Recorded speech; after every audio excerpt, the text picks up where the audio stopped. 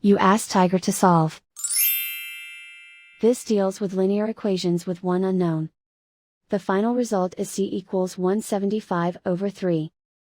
Let's solve it step by step. Simplify the expression. Find the greatest common factor of the numerator and denominator. Factor out and cancel the greatest common factor. Swap sides. Isolate the c. Multiply both sides by 100. Group like terms. Multiply the coefficients.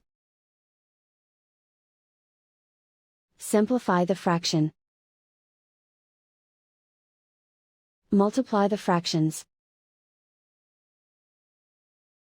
Simplify the arithmetic.